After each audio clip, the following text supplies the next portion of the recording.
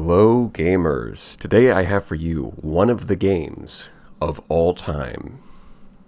Of all the games of all time, this is certainly one of them. Because, my god, pretty much it feels like 75% of 4X space games are all claimed to be a spiritual successor to this game. Because all of the devs are trying to recapture the magic. Which, to be fair, is completely reasonable. Because despite being older than I am, I think the gameplay holds up pretty well. So we'll get right into that. We're going to start a new game here. Obviously playing on impossible difficulty with the largest galaxy size, and then everything else can be just set to the default. Now, I'm not playing a completely vanilla. I'm playing on a mod that's like 1.5. It's like effectively a fan patch. Fixing some bugs, tweaking the balancing a little bit. I think I'll add a link in the description for the download for that. But basically, the first thing that makes this game really good is the custom race creation. The custom race creation is just so much better than pretty much every other 4X game I played. Like, you play a game, I like Stellaris, but when you look at your perks and it's like, ooh, do you want your species to have plus 10% mineral production? Wow, that's so cool. What about plus a 20% ground combat? Oh. Pathetic. Boring. Uninteresting. This game, on the other hand, this game is not playing around. You get serious bonuses. Like, oh, you think ground invasions are lame? Well, just take telepathic. You mind control the enemy population from orbit. You don't even need to land on the planet. Just send a cruise rover, mind control the entire population. They're yours now. No need for an invasion. Oh, you don't like farming? You think that having a bunch of your population produce food is, kind of lame, and instead you'd like to not do that? Well, just take lithivore. You eat rocks now. No farming necessary. Like, the level of how far these bonuses are willing to go in terms of changing the gameplay is so much further than what you normally get from these types of games. And even when you look at just the basic bonuses, they're not like tiptoeing around like, oh, here's a 10% bonus. Oh, here's a 20% bonuses. I hate that. It's so boring. It's so uninteresting. It's like, oh, I get 20% more this or that. This game's like, no, bam, we're hitting you with 50%. Bam, we're hitting you with 33% at a minimum. It's like the smallest bonus is a 33%. If you look at like production or science, that's the smallest that it gets. Never mind the fact that like everything else is like a 50% bonus, 100% bonus. Like, it just hits you with these massive, like even the raw numbers are massive bonuses, let alone the stuff like telepathic that just changes the game entirely. So the custom creation here, much more interesting. And the way that it works is you start with 10 points, but you can go up to 20 by taking negative points. Now, you can't go over 20. You don't get to take more than that, but obviously you're going to want to min-max things a little bit. Being on the hardest difficulty, diplomacy's not really that viable. So we're going to take repulsive, which basically all you can do is declare war. And that's kind of it. But that's all you really need. So the 6 points are kind of free. Now, they're not completely free because repulsive, there are like legendary officers and leaders that you can hire, and the quality of those guys is going to be lower if you take repulsive. So it's not completely free, but it's close to free. 6 points is a lot. And the other couple things we're going to want, -2 to ground combat. This is a spaceship game. Is it really that surprising that the ground combat isn't very important? It doesn't matter that much. As long as you win the space war, you can just blockade the enemy planet, bomb their forces into submission, and then, if you really need to, you can just build more troops. So the fact that they're worse, you can just compensate for that by having more of them. As far as negatives go, this is an easy grab. And then finally, ship defense. Early game beam weapons are really inaccurate, and this is what that applies to. This is your evasion against quote-unquote beam weapons, which also includes things like, mass drivers and Gauss cannons. Basically anything that's not a missile. They're really inaccurate in the early game anyways, so even if the enemy's using those kinds of weapons, they're going to miss. It kind of doesn't matter. In the late game, it does hurt a little bit, but it's just not that big of a deal. right? Like by the time you get to the mid to late game, you should just have a technological advantage that you can use to bully everyone anyways. So taking those -2 is the easiest choice here. So now we've got 20 points. If we try to take more negatives, we can't. You're only allowed -10. There we go. So we're at our limit. Okay, what do we pick? Well, the most popular choice is creative. And I'm not going to pick creative because almost every single playthrough I've seen on YouTube, they pick creative. And the problem with it is while it's it's a fun choice, right? Because just like the other ones, it changes the game significantly, but in a way that where you bypass one of the most fun mechanics of the game, which is the tech tree. At every level, you have to make a choice. There's going to be 3 options at every tech level, up to 3. Sometimes there's only 2 options, sometimes there's only 1 option, but usually it's 3.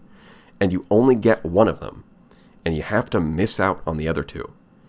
That makes your choices really interesting. And at every level, you have to make a conscious choice of what you need to prioritize. If you take creative, you just skip all of that and you get all of them. So it's I can see why it's popular. I can see why people like it. It is powerful. But everyone I've seen on YouTube likes to take this, and it completely invalidates one of the core mechanics. So I'm not going to take this.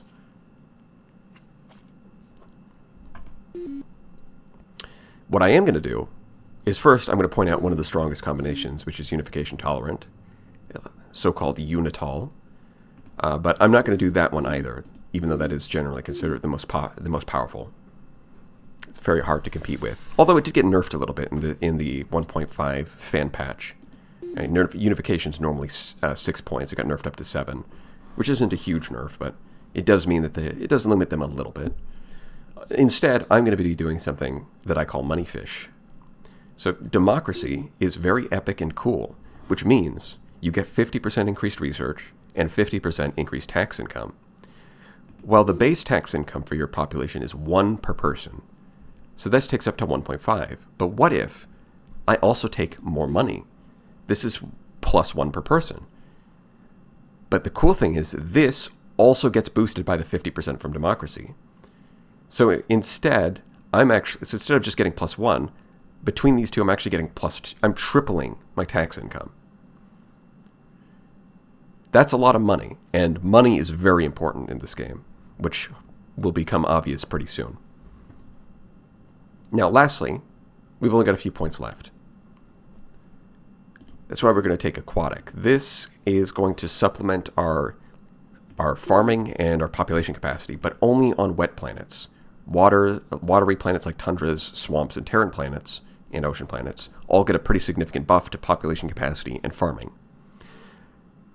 So this is like the gambler's pick. If you get lucky and you find some tundras and you find some swamps, you're going to be doing really good. You're getting more than 5 points worth out of the skill, out of this trait. Skill. It's a trait. But if you don't find any, then it's not really doing a whole lot. You're in a bad spot. So it's very much the gambler's mechanic. And we love gambling here, Love gambling. It's so much fun. Gambling is good. Gambling is good for you, as we all know, of course, gambling addiction is a myth. It's not real. And lastly, of course, setting aside gambling, normally in the base game, this is all you'd be able to take because democracy costs 1 more and this costs 1 more, so you'd be done. But in the fan patch, both of these got a little bit of a reduction in their costs, so now we get 2 picks. So we get to pick artifact worlds. This increases the research on our homeworld by 2 per scientist. That's about 66%. But that also, of course, gets boosted by democracy. So really, it's not +2, it's +3. On top of the fact that democracy boosts their base research. So our research on our home planet is going to be really fast, basically. Homeworld, great for doing research. It's going to research really fast.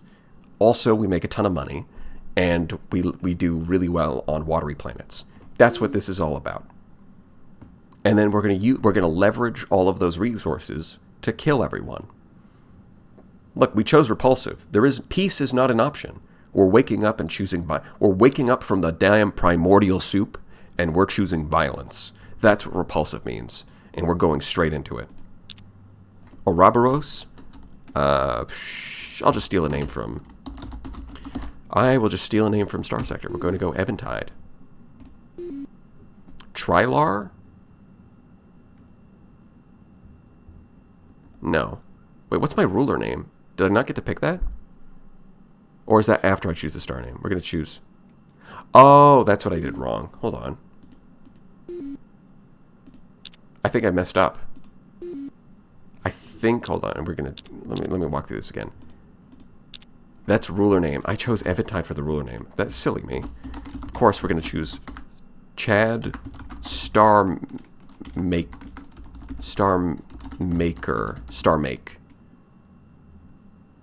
Really? There's no room for an R? Alright. How about Chad... What? Okay, that's weird. It let me put in a K after clicking multiple times. We're just going to go Chad Starmac. If I can't be a Star Maker, I'll be a Star Mac. Chad Starmac, the leader of the moneyfish. And now we choose the home system name. I got that mixed up. We're going to steal that name from Star Sector. There we go. Which, if you've played this game and you've played Star Sector, Star Sector's not trying to be a 4X game, so it's not directly inspired by this, but you do see a reference here and there. You see things like high energy focus, and it's like, okay, I see the reference. I see what you're referencing there. There's a few references sprinkled here and there, but it's a little on the subtler side. Now then, first things first, research. This is what I'm talking about here. If I go into computers and I say I want a research lab, which is, if I'm going to research a technology that makes me research faster, that's kind of an obvious pick, then I don't get these other things, whereas if I was creative, I would get all of them at the same time. So, yes, it's kind of obvious why it's popular. Like, that's a cool ability. But at the same time, that's what everyone seems to pick, and it bypasses an entire mechanic of the game, so I'm not going to do that. Instead, we're going to get our research lab. Okay. Then we've got our credits. You can see our income is massive because we're moneyfish. Normally, you would expect to have like a +4 here, but instead we're getting +25. We're huge. So we can go to our colonies. You can see population, farmers. You need enough food to feed everyone. Otherwise, your population's going to start shrinking. Production, that you use that to build stuff. And then research makes progress on your technologies. Now, the key here is that there's pollution. What that does is that you'll see if I take this guy off, the pollution disappears. So we're producing 3 per worker, so 2 gets us up to 6. This should get us up to 9, but instead, it only gets us up to 7. The way that it works is pollution acts as a diminishing return on your production. This is an important game mechanic, because what this means is that normally what you would want to do is stack everyone into research, and then as soon as you finish the research lab, then move everyone over to production and build it as fast as possible. But because of pollution, that's really inefficient. And instead what you want to do is this. You want to split them. You research like this, and you have these guys building. And what you do is you stockpile production. Let's say a colony ship. I'm not going to finish the colony ship. All I'm going to do is collect the production. You can see 0 out of 500. Every turn that's going to build towards the colony ship. Then as soon as I finish the research lab, I delete the colony ship and put the research lab in. And all of that production immediately transfers over. Doing this lets you build things a lot more efficiently than trying to do it all at once by going here and then immediately shifting over here. And the reason it's more efficient is because of the pollution mechanic, which is why it's somewhat important for the game. Okay, so that covers that. We've got our research lab. It's going to take about 10 turns. Now, you don't know exactly when it's going to come because once you pass a certain threshold, you have like a % chance of getting it every turn. And as you add more research points, that % chance goes up until it eventually hits 100%. So depending on how lucky you are, you might get it a few turns early, you might get it a few turns late, but then there's kind of like a hard limit, like eventually you do hit 100%. How important that is for the game overall does mean that you can't plan out like exactly, it's going to take like this many turns exactly to get a technology. You can't plan things out to that level because there's a little bit of variance here. But it's not like a huge difference. It's only a few turns. All right, now we get to our ships. Got a couple of scouts and a colony ship. Now let's see what we can reach. this is the fuel range of your ships.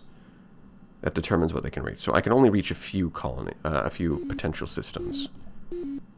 If you click on the white star, fair chance of being planets. If present, these planets will be high in mineral resources but can barely support life. So the population capacity is going to be low and there's not going to be much farming, but they're going to have high mineral resources, so very productive.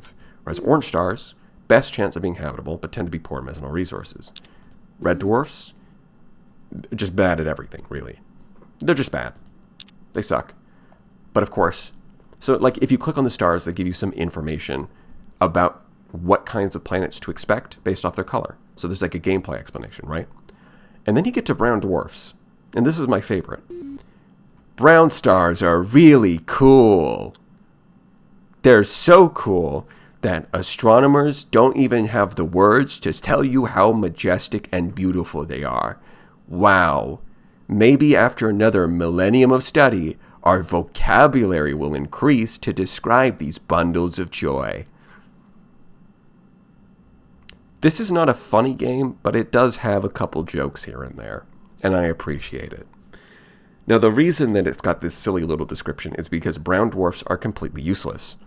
You're not, like, the chances of finding a planet are very, very low, and if it does have a planet, which I've only seen once out of like a dozen times that I've checked them, it was a terrible planet anyways. So, they don't even bother trying to tell you what they don't bother giving you a gameplay description like the other stars because they're so terrible. And instead they put in a nice little joke, which I appreciate. Okay, this is not great. Ultra rich, so heavy gravity sucks because that reduces productivity by half. That's a lot. But because it's ultra rich, it's got 8 industry per worker.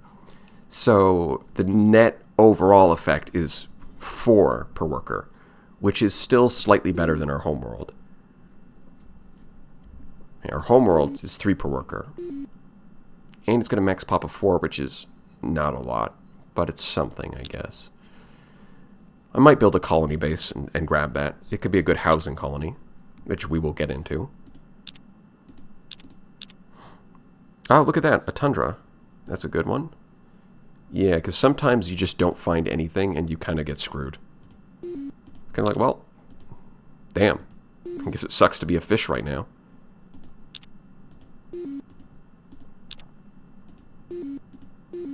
But yeah, I think my best bet is to go send this colony ship over here and grab this. Because tundras would normally be a lot worse, but because I'm an aquatic race, that 12 max population is way better than you would normally get.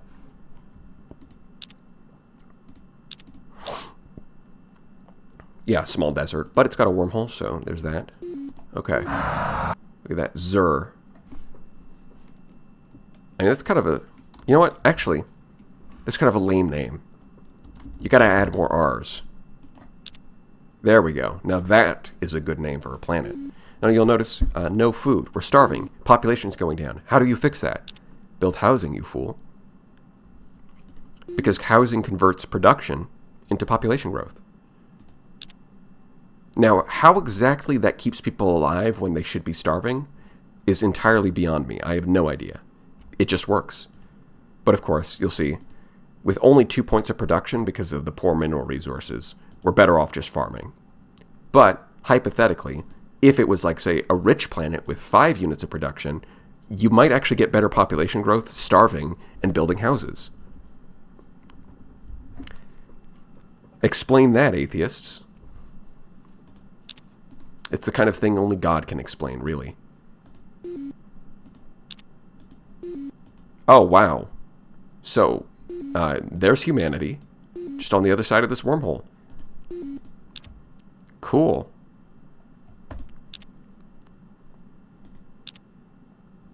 Now, we do have enough food. You can see here, this is the net food for our empire. We do have enough food to actually feed everyone. The problem is... Hey, hold on, I got you wrong. The problem is, we don't actually have enough transports or freighters to actually ship the food over. Because our homeworld is producing 1 extra food. So if we had some freighters, we could ship that over. But I don't have any freighters yet. I'll build them soon enough, but for now, we're just going to leave it. Wow, that's what you colonized? That's crap. And you can see this is why aquatic can be really nice, is because everyone else is out there and they're like, a tundra, it's only got a max population of 4. Meanwhile, I'm sitting there like, a tundra, that's got a max population of 12. That's the advantage of having gills, baby. Of course, if you don't find any aquatic planets, then you're kind of screwed, but, you know, it's just the way gambling be like that sometimes. You know, it's all about having lady luck on your side. Okay, let's try and speed up this research here, because we got enough production. Come on, 82%. There we go. All right, that's the first thing we want. Next up, I'm going to get reinforced hull, which is a good augment. That's a good system for your ships. It does boost their durability a lot. But more importantly, then at the next tier after this, we can get automated factories, which is going to produce our productivity by a lot. So that's pretty important. Let's see. Now that I've got this colony here, we can use this. This extends our fuel range considerably. So now we can start exploring these systems around. Okay. So now I can get a research lab first, then I'll get a freighter fleet. You can see it's basically done already. But there's also this button here. Now, we're going to get into this button in a second. I'm not going to explain it right now because it's not really that relevant. Space debris. We find some credits. Cool. Not much else of interest, but that's, you know, nice. I'll take free money. Yeah, these red stars don't have a whole lot going on for them. So you can just hang out here as a, you know, just as a precaution. Yep, there we go. Reinforced hull, nice and quick. Now we get automated factories. So this is important because this lets you spend credits to rush a production. This is where the money comes in, because we got research bonuses, right? We got artifacts in our homeworld. We got democracy. So our research per worker, instead of having a baseline of 3, instead, like 5 scientists for a normal species should only produce 15 research. But here they're producing 50. We're doing research real fast.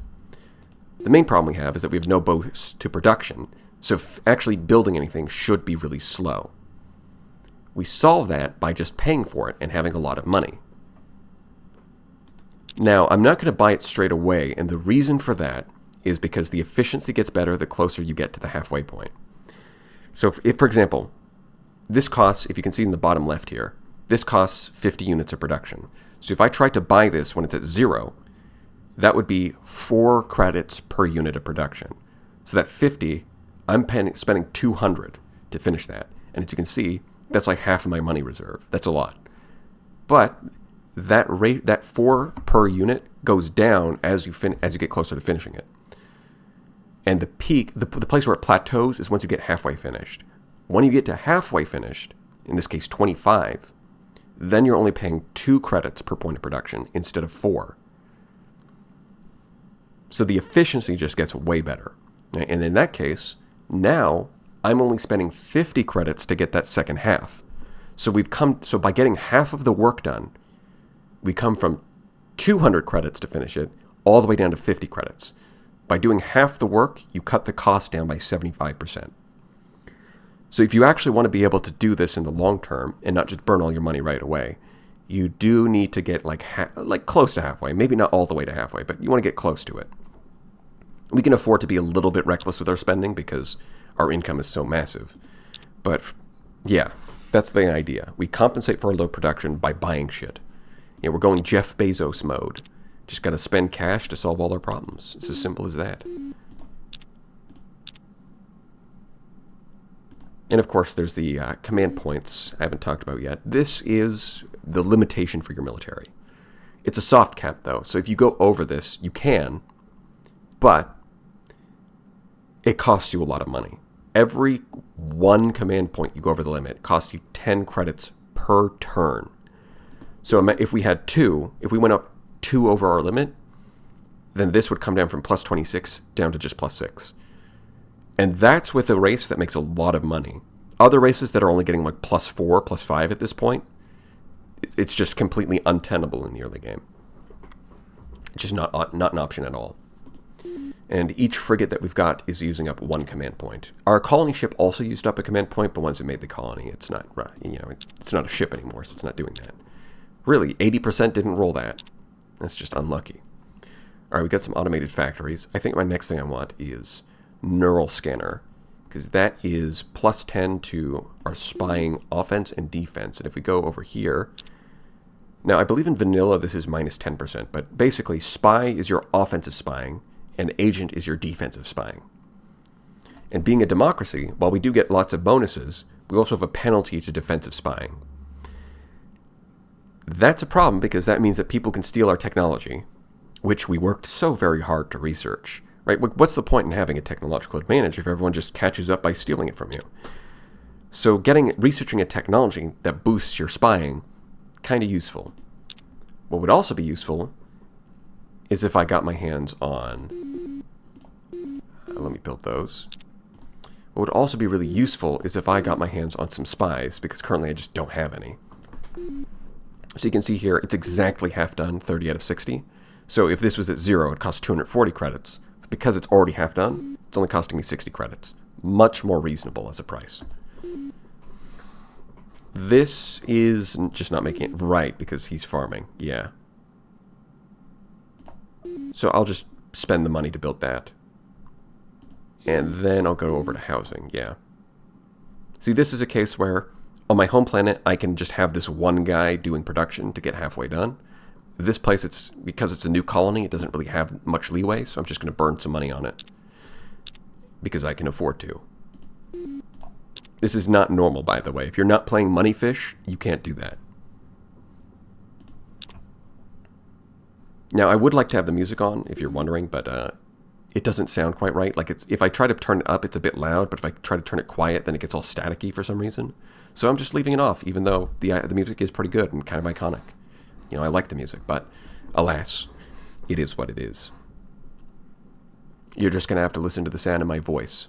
I know, unfortunate. You know, damn, that would be a real shame if that's all you have to listen to. But it is what it is. Now, hopefully we can get some stuff going before anyone finds us. Although, I guess humanity has found us, but they don't count. I mean, humanity's kind of losers anyways, really. Wait, one more turn, then I'll buy this. Because that means if I've got some freighters, now I don't need to farm over here. I can take that off. And you can see we don't have any excess food, and now we're using 2 of our freighters now. Because they're transporting the 2 extra food from here over to here. Perfect. They can focus on building housing to get that population up. In our homeworld, what are you guys working on, actually? You're stockpiling. Okay.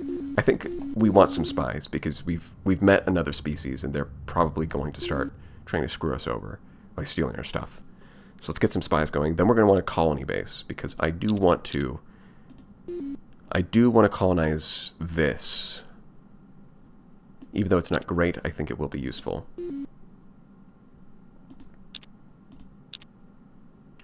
Man, that's just... Yeah, this is what I'm talking about when I said repulsive gives you low quality, like, commanders. This is... All he's got is weaponry, and that's useless to me right now. I'm not going to... Because all this does is boost the accuracy of beam weapons, which, for the early game, I'm going to be using missile weapons anyways. This is not relevant to me. This is garbage. Useless. Get it out of here. Disgusting. You think... Oh, but I'm only 30 credits. Shh. Shh. I don't care. I didn't ask. Mr. Ruola, get out of here. Which, if I change my mind, they do stick around for like 30 turns. But I'm not going to change my mind, because he sucks. That's exactly what I'm talking about. Human spy steals research laboratory. I would have liked to keep that one to myself, but unfortunately, not the way it works. Let's get some spies going a little faster, yeah? And we can pay for the rest of that. I really need some spies. Okay, at 3, housing's starting to get inefficient. Let's build a research lab. And, maybe work on a starbase, too. Get some defenses going. There's the neural scanner. Now, hopefully, they don't steal that, too, because, man, using your spies to steal technology that improves your spies, that would suck for me. That would be pretty bad for me. Now we're going to get a supercomputer, though, which will boost our research even further, and then hopefully we can just snowball from there and start dominating.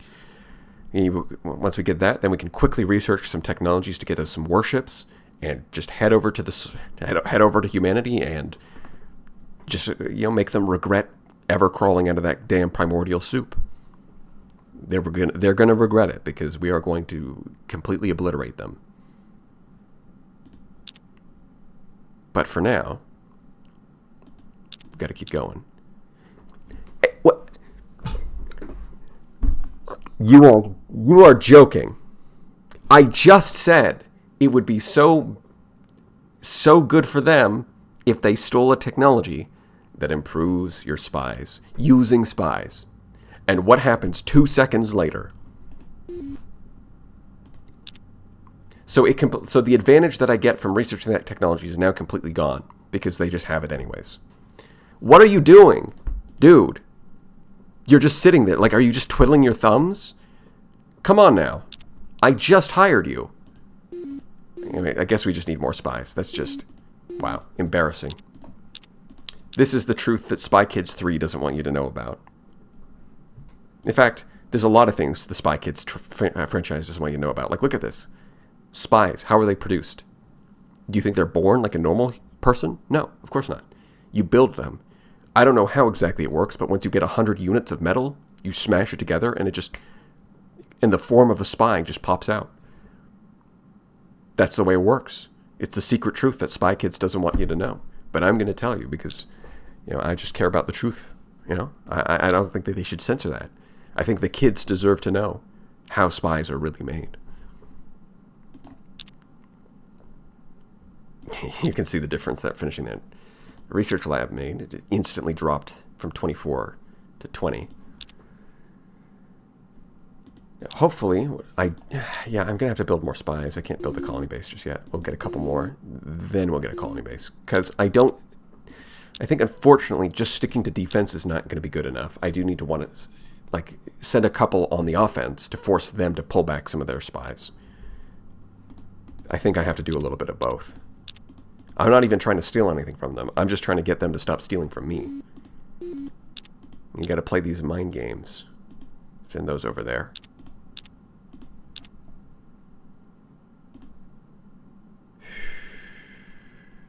Is there anything I would want to colonize in this system? I guess large radius is okay. It's like whatever.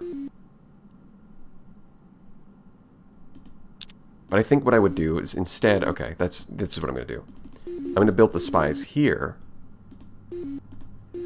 which then lets me switch my here over to the colony base, and then a freighter fleet. Yeah, I think that's the plan.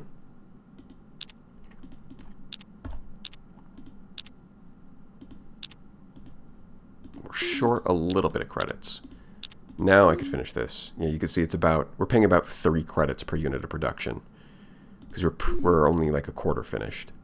If I wait a couple turns, it's going to be a lot more efficient. Yeah, so you have 340. That's a much better ratio. But if I wait a couple more turns, it's going to get even more efficient. It's going to be slow. Yeah, I think I'll do it now. I think now's a good time.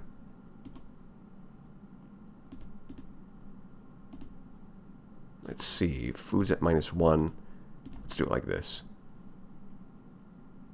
Now food's at 0. Okay. Colony base. Here I come. And we'll get this planet. So now we can do a population 1 housing colony. So we just get automated factory to boost productivity. And the idea is is that the efficiency of housing is at maximum when the lower is higher the lower the population is.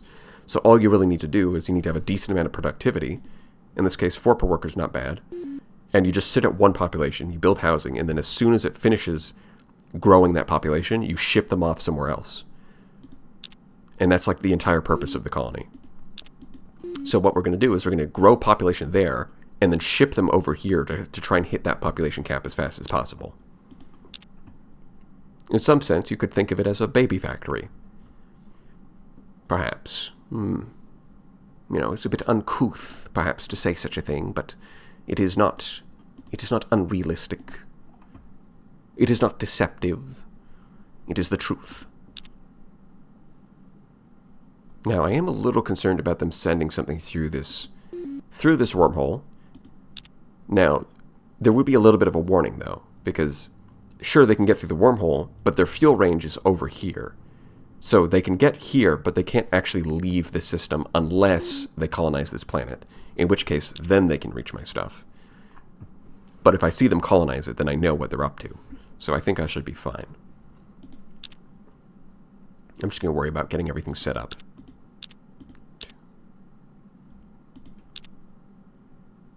Yeah, I'll pay for that to finish that up a little faster. Wait a couple turns on that one. Honestly, I think another freighter and then not an outpost ship. I'm going to start stockpiling with a colony ship. Yeah, I'll wait a turn on that. Buy that. Buy this. And we can buy that. Awesome.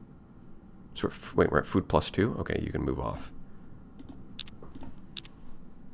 So all of those extra freighters are because you do need 5 of them to actually transport colonists, which is ideally what we want to do here. Now that housing is up online, you can see plus 900, plus 190k per turn. That's the growth. So it's every 1,000 is 1 unit of population. So this is going to be growing like 1 every 6 turns, roughly, or maybe 5.5. It's about that much, which is a lot faster than everyone else is growing. You can see plus 70 per turn. Plus 190 per turn. Plus 69 per turn. I guess they're getting down and busy, huh? But yeah, we're going to use these guys to grow population faster and then ship them off everywhere else. 20%. Galactic News Network. Bastards. Lucky bastards. They just got a positive event. What did they do to deserve that? Why don't I get a positive event? Give it to me. Well, I will punish them for that later.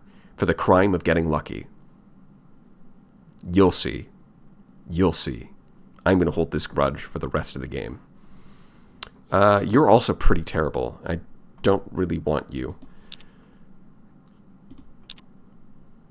I mean, I can afford you for sure, but I just don't want you. Let's buy another spy. Okay, so apparently they've killed all of my spies, which means they have an assassin. So I guess, you know, skill issue on my end. That's unfortunate. I'm going to have to build a lot of spies to keep up with this.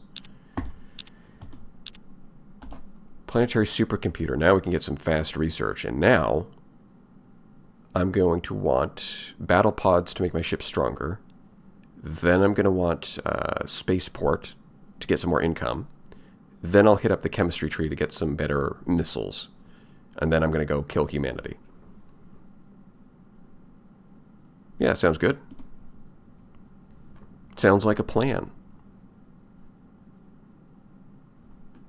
You guys are stockpiling production. Supercomputer, right. I just finished that, so that's what we're going to do with that. Speaking of, let's get another one. Is it really going to take that long? Yeah, because of pollution, that's pretty useless. Shame. Whereas over here, yeah, I'll just buy that. Let's get that research going. Big money, big money. You can see that population is growing already.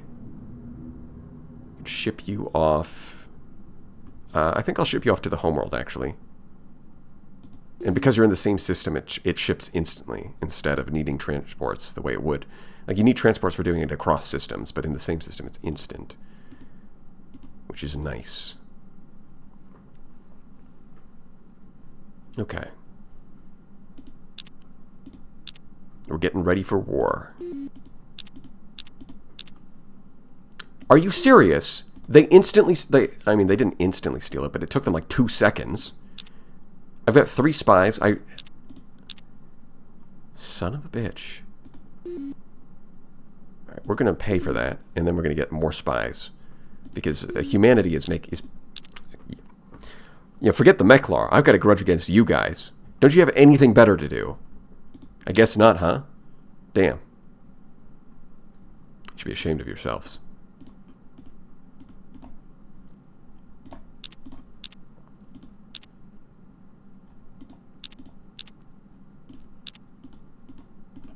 Trying to min-max the food production so that it's always at 0. Excess food does get converted into credits, but it's not a lot. So usually keeping this close to 0 is the best idea.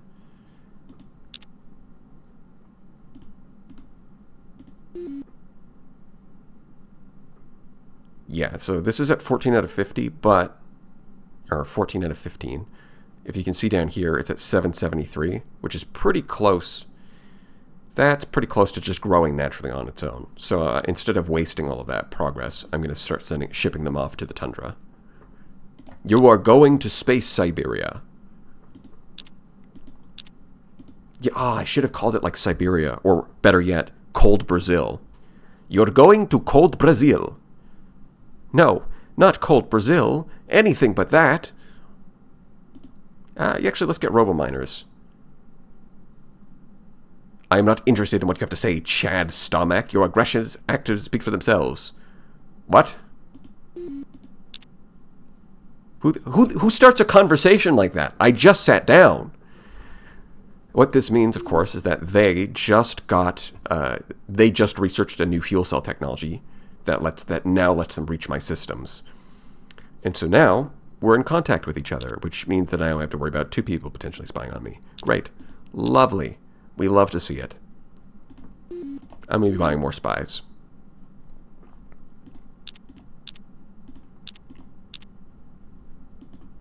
I'm going to ship them off. All right. Food. Okay, we got extra food. Let's not buy that. Yep. Oh, I did finish Spaceport. Yeah, that's right. Let's get that. You can see we've got 156 production stockpiled, but it only takes 80. So it's going to build instantly. We can't even pay for it because there's nothing to pay for. That's the power of stockpiling. Let's just get that. And now we make more money.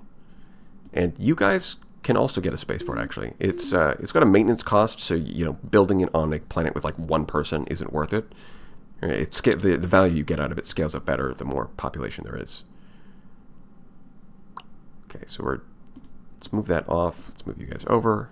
Back to 0. 33. How?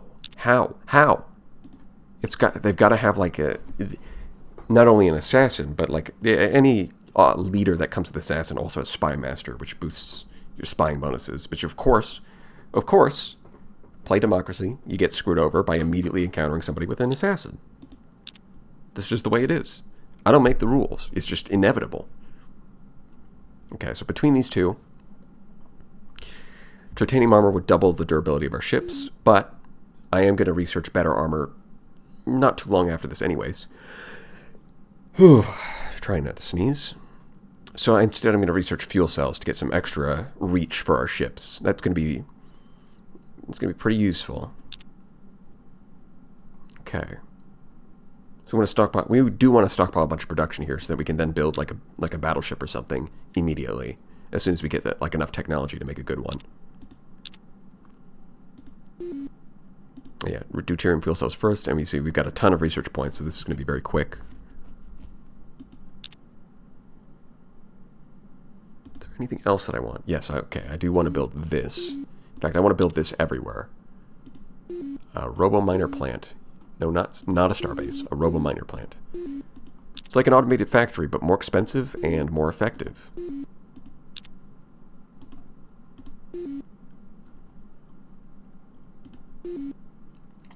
Yeah, let's get that faster.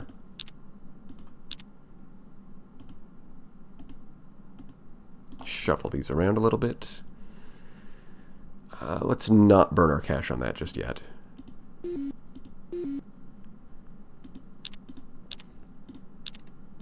Fuel cells, okay. Now we can get Merculite missile. So once I've got this, environmentalist, huh? I mean, it's something, I guess.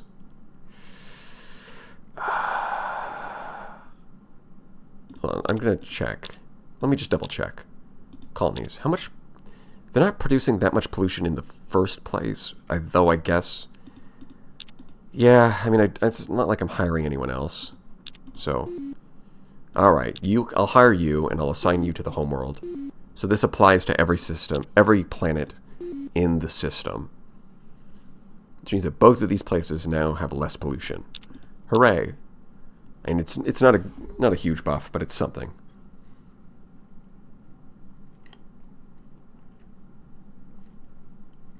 You guys are over the halfway point. I can buy that.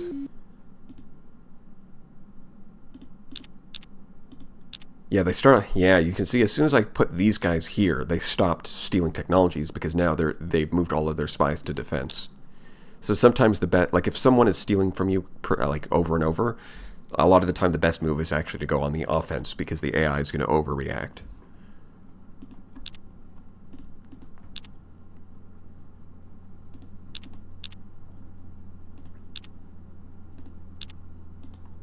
Finish their spaceport, okay. You're just about at the halfway mark, so I can buy that, and then you go back to housing.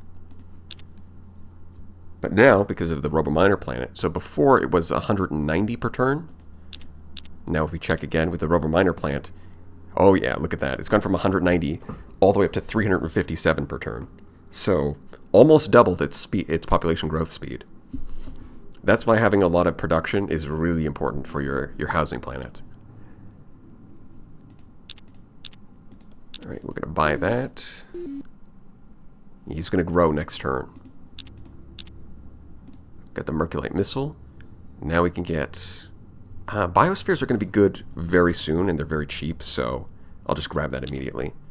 Yeah, you can see that grew, and now I can shove you over here. You hit 15, so like biospheres increase the capacity for population by 2 on every planet that you build them. So now that I'm getting close to my population cap, I am going to want those. Soon. Next thing I want is atmosphere renewer. This massively reduces pollution, which means that you can stack up a lot more production all at once, which you're going to need if you want to build bigger ships. And then after that, we want Zortrium armor, because this is why we skipped over. This is why we skipped over Tritanium, is because we're going to get Zortrium anyways, which is twice as good.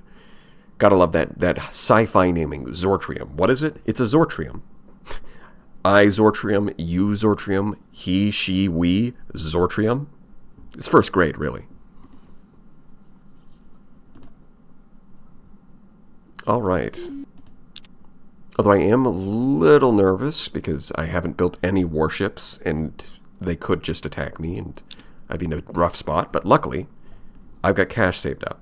So I could just design a warship and then like build it instantly to try and defend myself. But ideally, I wouldn't have to do that. Especially since I want to burn cash on more spies. But I think I'm going to cool it a little bit with the spending. I want to stockpile a little bit of cash.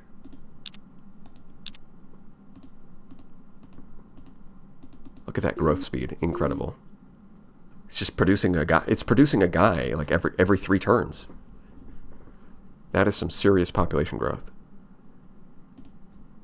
In fact, after we finish this spy, I'm going to get a biosphere. Because we're hitting our limit pretty soon. And I'm going to actually build a biosphere here because you're already at the limit. So now it can start growing again. Yeah, you can see that colony ship is it's actually coming along. I don't want to finish it, though. I actually just want to stockpile for a warship. Which I will have in a second.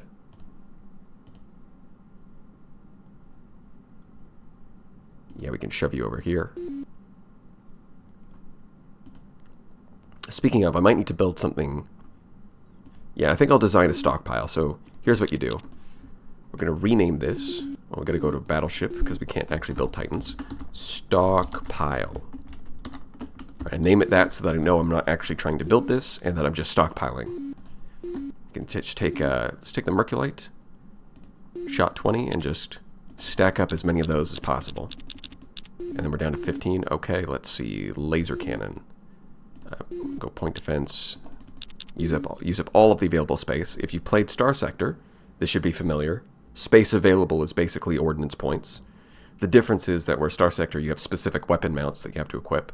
In this game you can just put anything because it all just goes in the ship. But special systems are kind of like hull mods as well. You can see a little bit of the DNA in ship design here. But yeah, that's all we really need. It just needs to be expensive. That's the only thing that matters. Because we don't actually want to finish it. So, colony ship, only 500. This is going to let us stockpile up to 1,400. And because the name just says stockpile, now I don't get confused when I look at it and I'm like, what am I doing? Like if it had like an actual name, like, you know, Stingray Mark IV, then I would look at that and be like, why am I building a Stingray Mark IV? What even is that?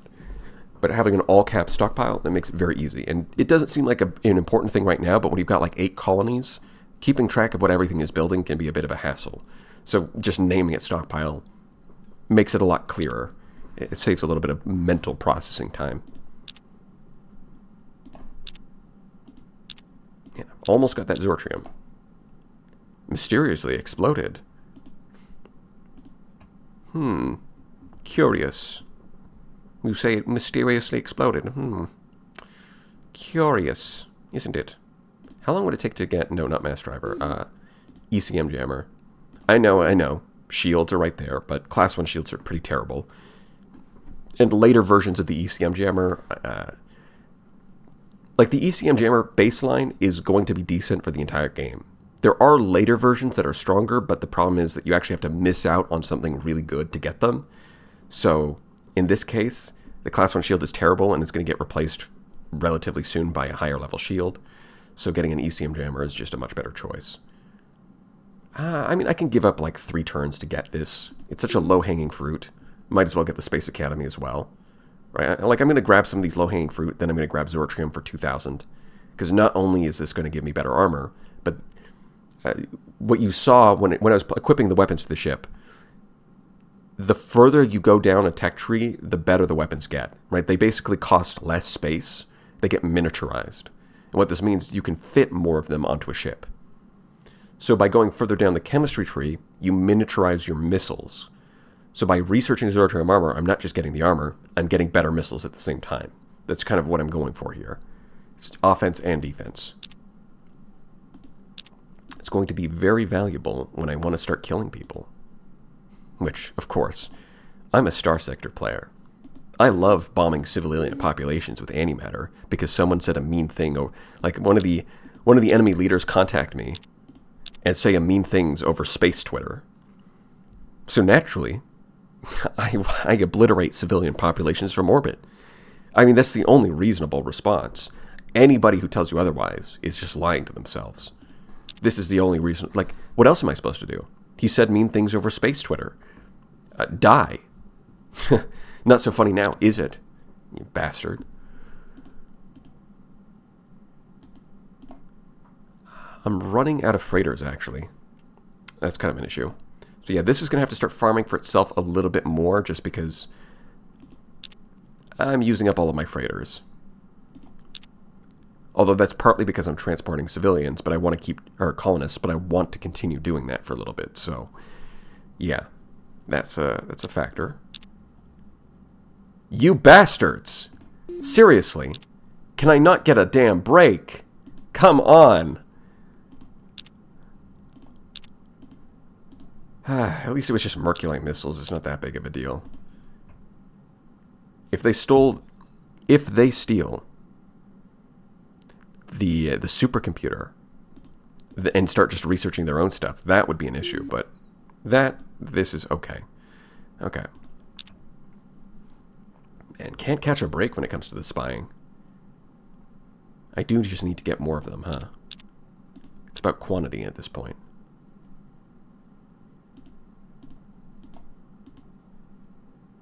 Yes.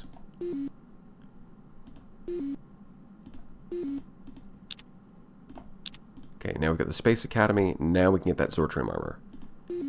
Yeah, well, I'm going to need you to build more spies. Excellent. Okay.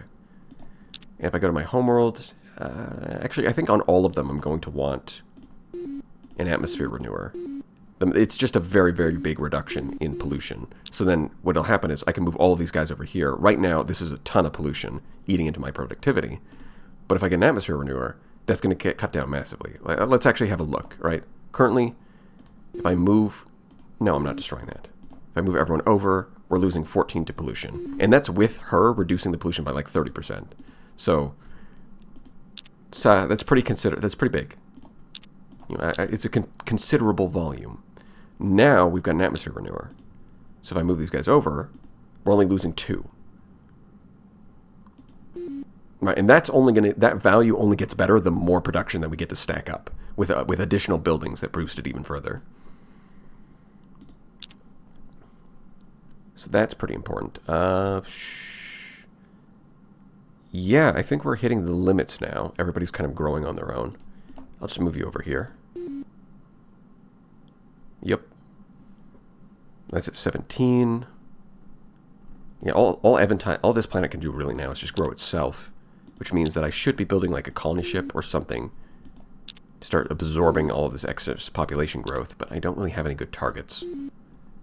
Although, to be fair, I did get extra fuel cells, so I can reach further. I should have been doing this already, but, you know, sometimes we forgo. Although the problem is that this leaves this place defenseless, and for that purpose, maybe we want a starbase. I'm a little short of being able to just buy it. It's going to be expensive, though. Yeah, 1,000 out of my 1,200. But alas, it might be necessary. It might be necessary. We will see. I would like to wait a little bit longer so that it gets more efficient. Let's see, what are you doing here? Colony ship, of course. Space Dragon. Space Dragon. Yep. And wait. So. Okay. Yeah, so I got here. And this is the one with the Space Dragon. It's guarding a huge Gaia world with, 25, casual 25 max population. Rich. It's pretty good. Like, a lot of the best planets you don't just get to get because, unfortunately, they're guarded by space dragons.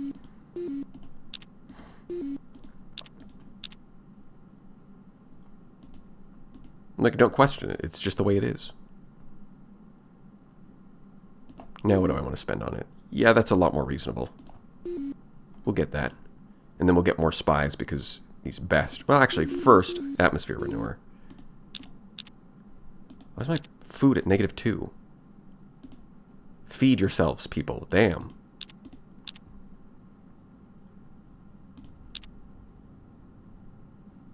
Wait a couple turns.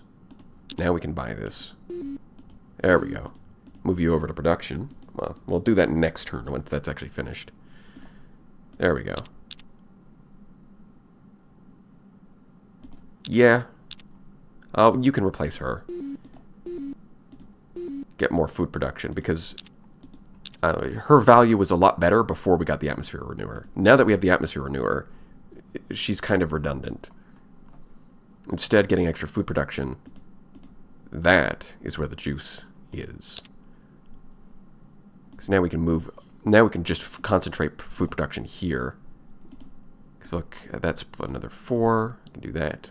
Don't want to go too overboard because we're limited in terms of our... we're pretty limited in terms of our freighters. Although I could build more. I don't want to divert too much production to that. When I finish the Zortrum armor in a few turns, and then we can start building a battleship. Although probably not an actual battleship. I'll probably go settle for a cruiser. We'll get into exactly why in a second.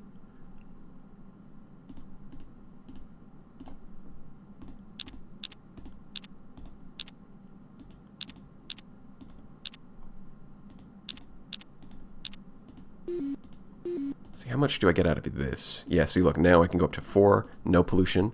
I can go up to 6, it was only 1 unit of pollution. Whereas before, this would be like, a lot of this would be eaten up by pollution. Atmosphere renewer is pretty good. So this one, currently, we're losing, what's this, 6 to pollution? Now we're losing 0 to pollution. There we go. Right, and it just gets better. The more that... Now, like, only 6 extra production is not, like, great, but that's because there's only 3 people. If we have, like, this many people, 17, and I try to stack them all here, whereas before I would lose, like, 20, like 20 plus, maybe even 30 to pollution. Now I'm only losing 4.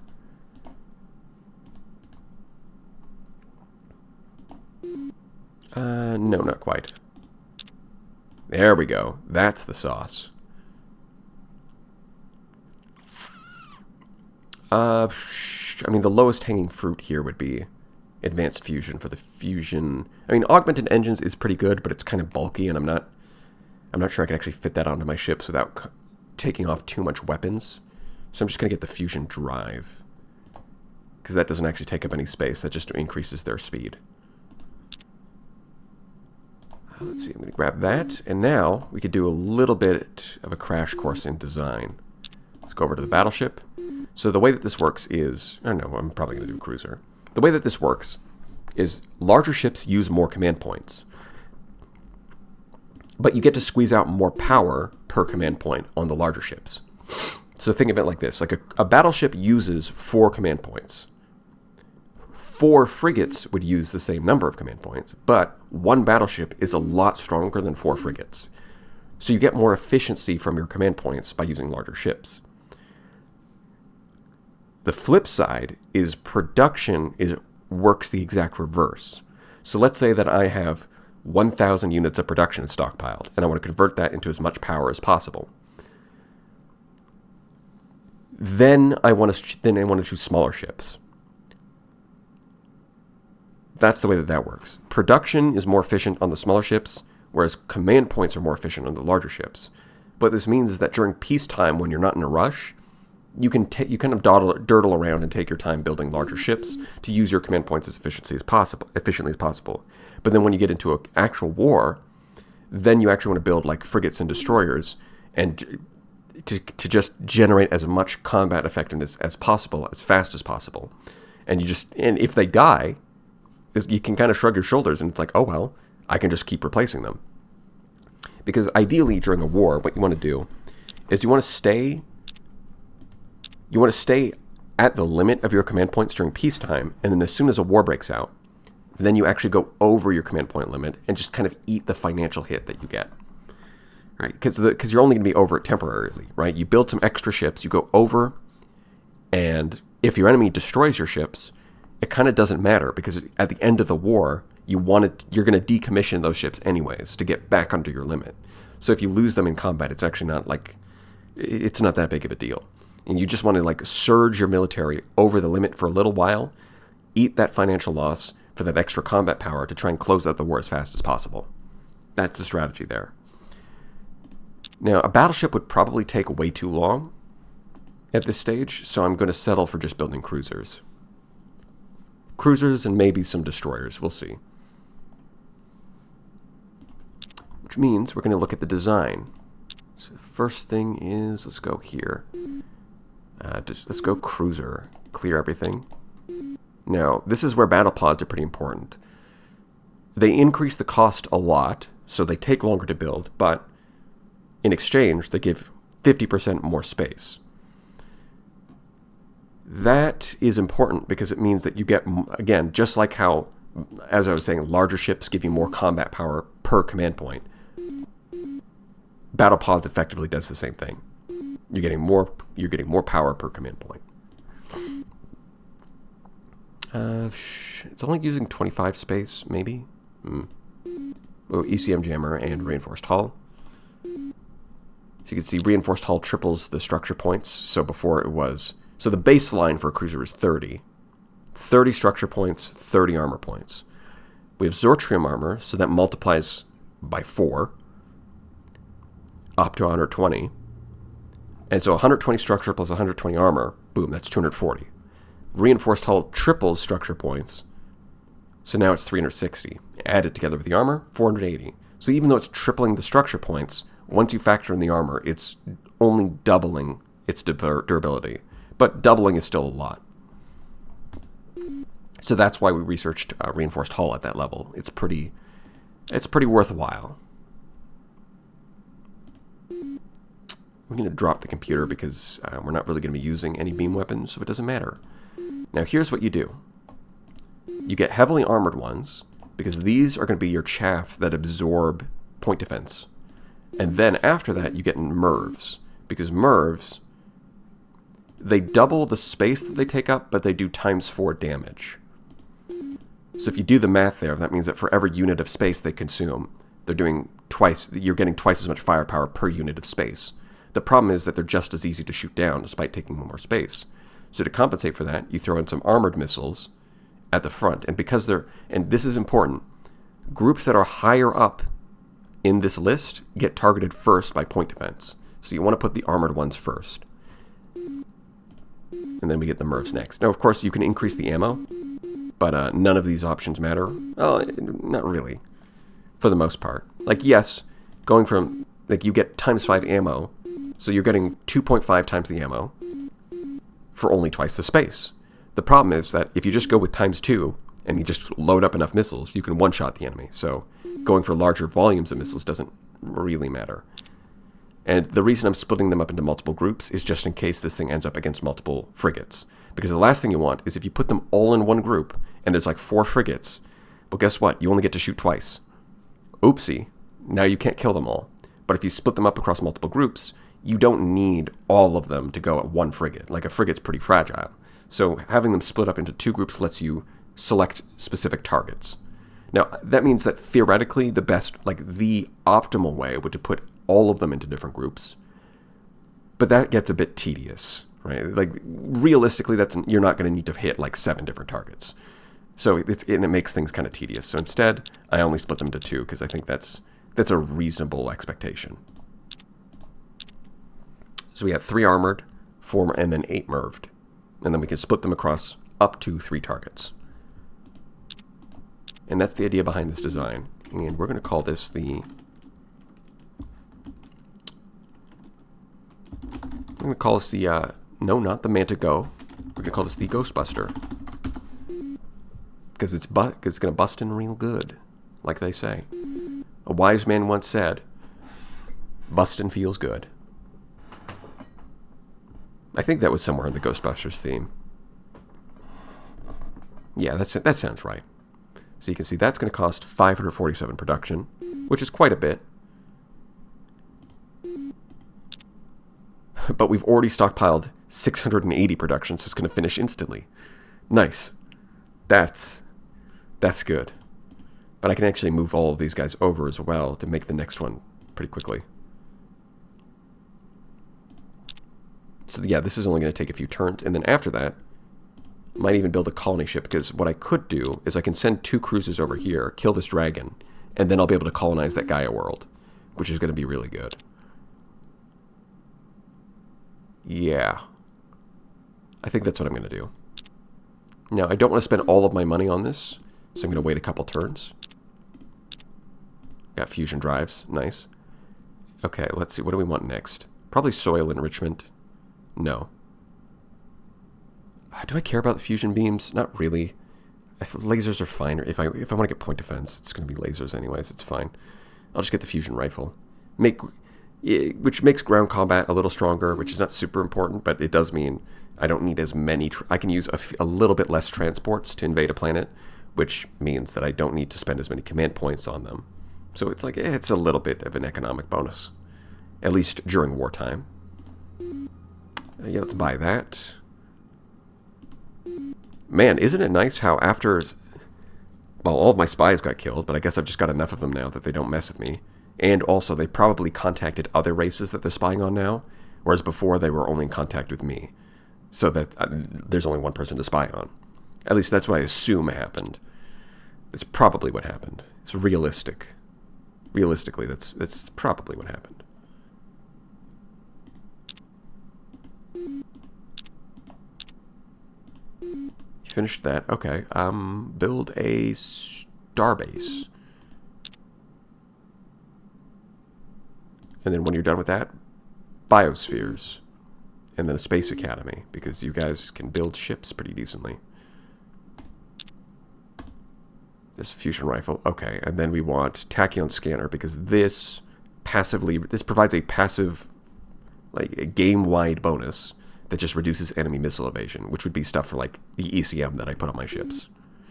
So this, since I'm using missiles, that's going to be pretty relevant. I'll wait a couple turns.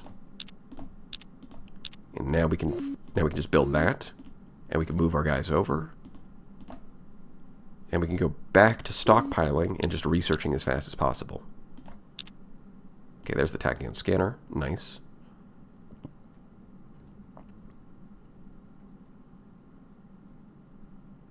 I mean, between these, inertial stabilizer is probably the best.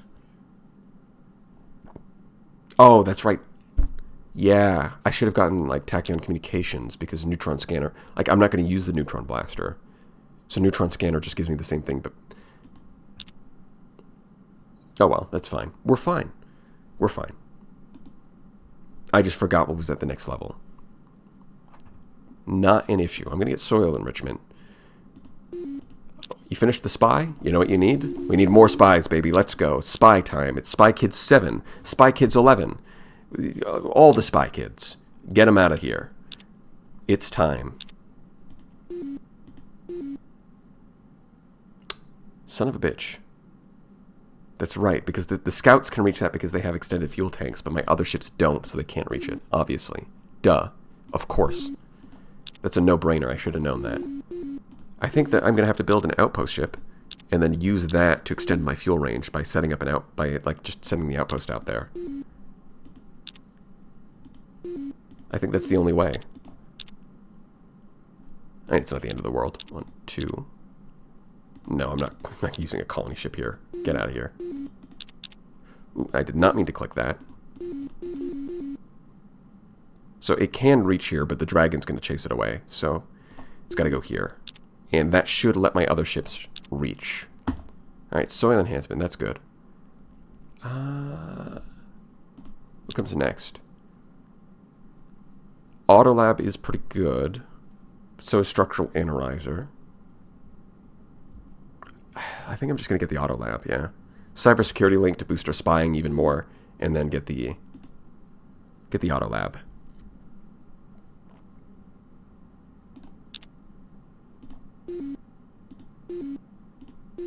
Well, no, I want that one to go. Now we can go there. And hopefully, if I remember correctly, this should be strong enough. And I can send my scout over here to actually see what's up. Now, I do actually want more spies, that's true, but similarly, you are going to need some kind of defense, because the Meklar might decide to backstab us. So for that purpose, let's get a destroyer. Get some battle pods, ECM, reinforced hull, Merculite, heavily armored, there we go.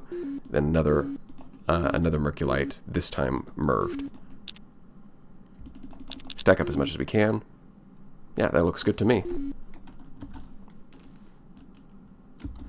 Just call that a wasp. Get a spy. No, we'll cancel the spy. We'll get the Space Academy first.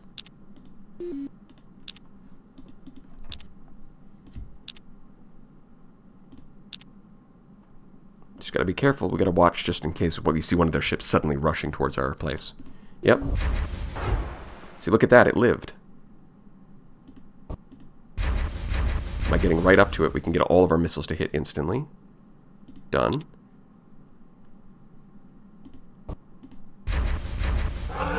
Yeah, baby. That's what I'm talking about.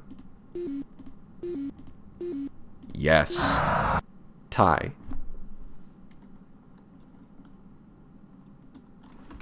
Lopez. I just bought a new Lamborghini, but do you know what I like more than my Lamborghini? Knowledge. Alright, we want that. And we also want more freighters. So we want soil enrichment on our homeworld to increase farming even more. Biospheres, okay, that's cool, but also, let's get like triple freighter fleets, because we need them. We're desperate for some freighters here. Let's see, do I want to buy that? Not quite. I mean, what I do want to do is start shipping these guys. In fact, yeah, let's just do this.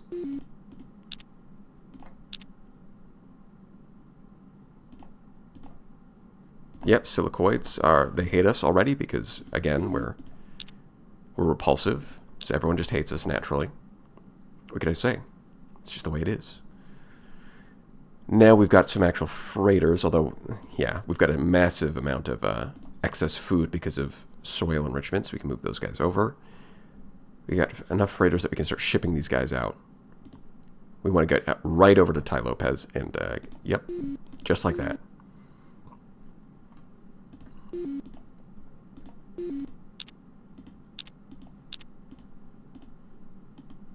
Ship out more of them. Keep them coming. Because that place has a massive population cap. So yeah, we switch over to housing. Because that place has a massive, massive population cap.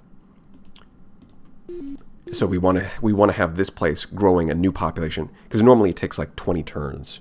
It's a long time to grow a new population. But this place building housing is only going to take 3 turns. And then we just ship them over. And we can fill up that 25 population way faster. And 25 population is going to be very productive, especially on a rich, mineral-rich, huge planet. This is going to be a powerhouse.